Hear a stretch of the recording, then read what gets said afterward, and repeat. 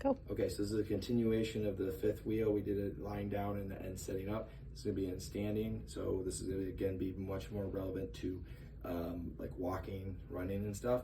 But we're gonna start off with a little bit of this idea of like, if you are reaching for something here, you can actually use that fifth wheel to make this arm longer. It's like twist and bring my chest closer to the thing I'm reaching for rather than compensating by shrugging my shoulder, which really doesn't make things much higher anyway.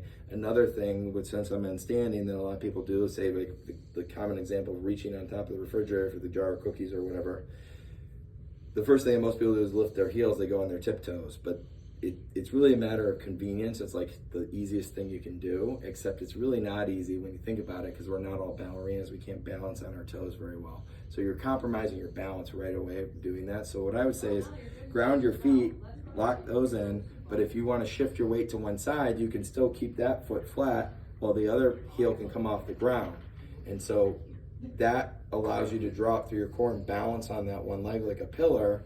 And instead of shrugging your shoulder here, what you're gonna wanna do is leverage through, and I can use my opposite arm here to leverage through here, especially if my core is taut and in control. I can channel that along that fifth wheel, that pulley, and actually make that longer rather than here where I'm actually not gonna be much higher. My shoulder is gonna be out of place, and especially if I combine that with balance on my tiptoe, I'm really not gonna be very steady at all.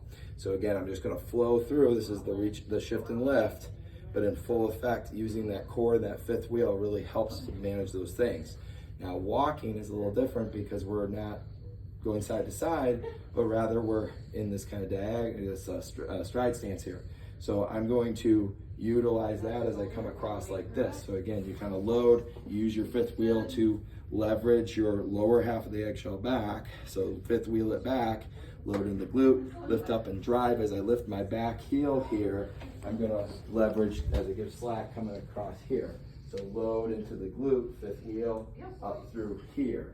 And that'll give me a good sense of how to channel things through my body using my core, not only as stabilizing, lifting, but I'm twisting and turning through that fifth wheel, leveraging and giving myself total control there. So you can combine that in any which way you want with all this bending, lifting, twisting kind of stuff that we're able to do.